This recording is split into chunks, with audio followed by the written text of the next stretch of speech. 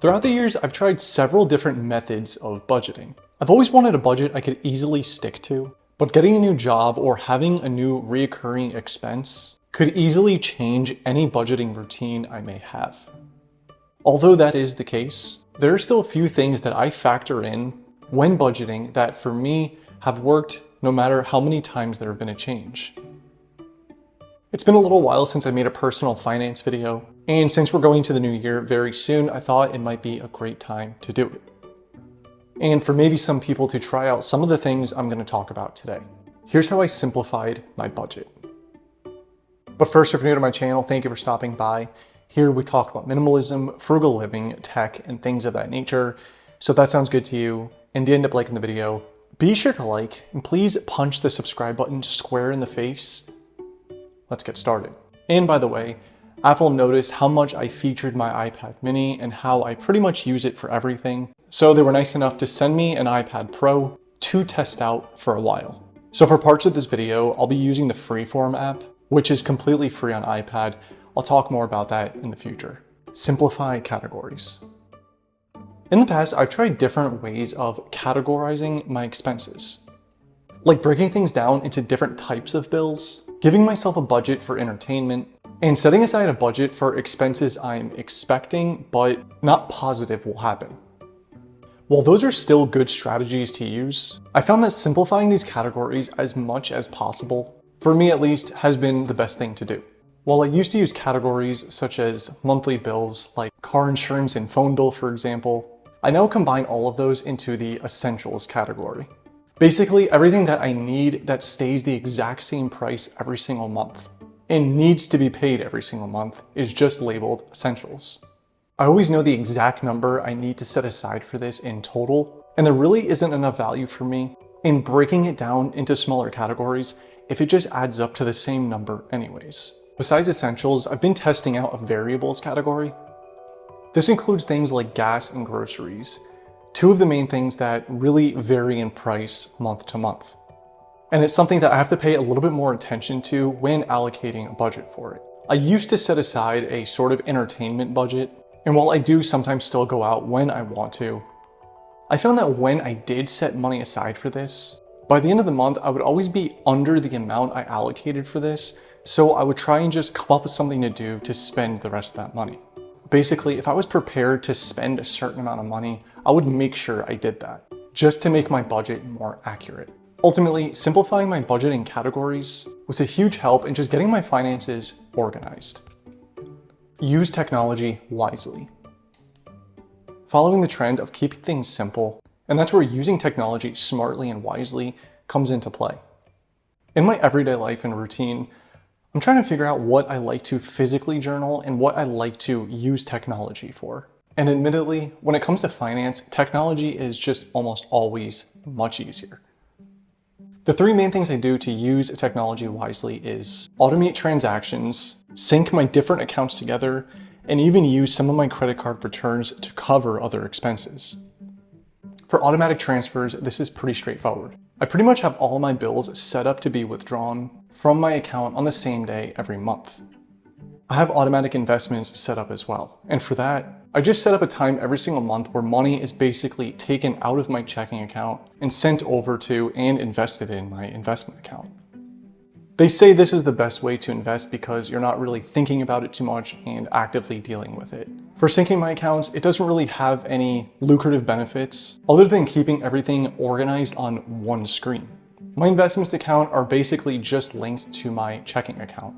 And all this really does is make me able to see all of my accounts on one screen at one time and manage everything from there.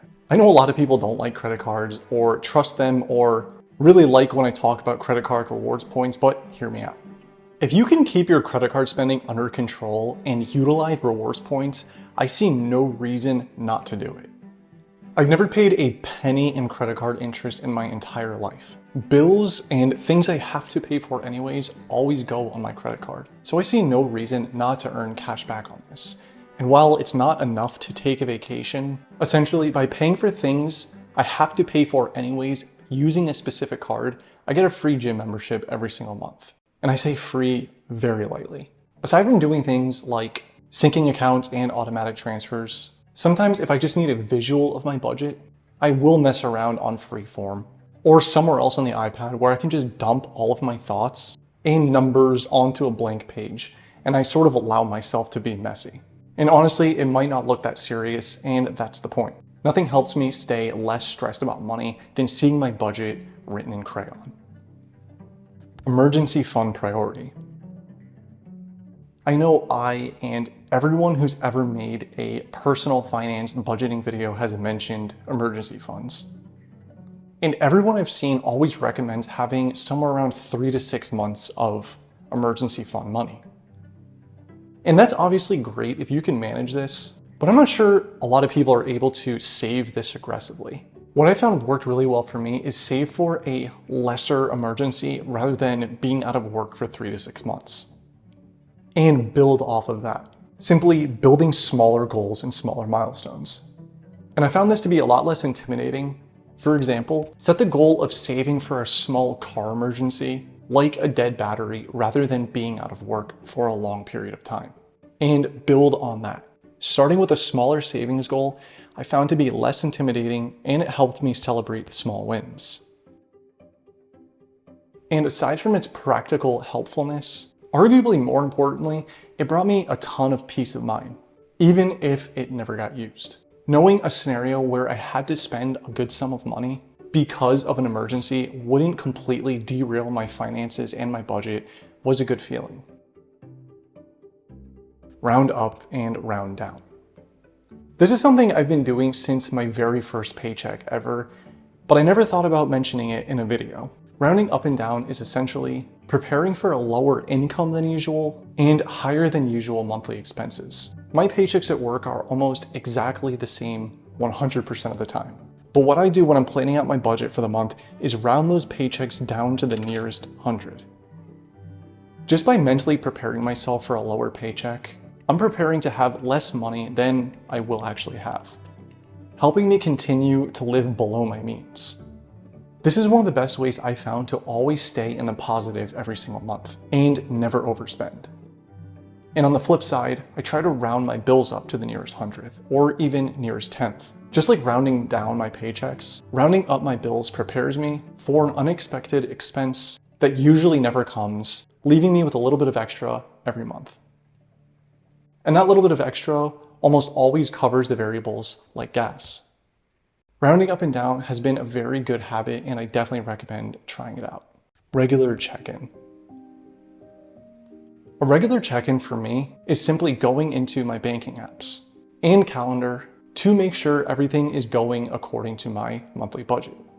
And I'll pretty much just make sure I haven't deviated from my budget by making a spontaneous purchase. And if I've had any emergencies where I've had to spend, I'll make sure to factor that in as well. This probably doesn't need to be done as often as I do it, which is probably for about 5 minutes or so every single day. I found that one of the best benefits of doing this is the more I'm doing my regular check-ins, the less I'm bound to carelessly spend. And I think it's because the times in my life where I wasn't keeping a budget, I always had that sort of out of sight, out of mind mentality. Honestly afraid to check my bank account sometimes. The most important part of regular check-ins for me is really just keeping a sense of personal accountability and keeping me on track with this budget I've worked so hard to stick to. Anyways, I hope you got some value from this video, and I definitely recommend trying a few of these things out to see if they help you with your financial footing. As always, I appreciate the time you spent here, and I appreciate you watching.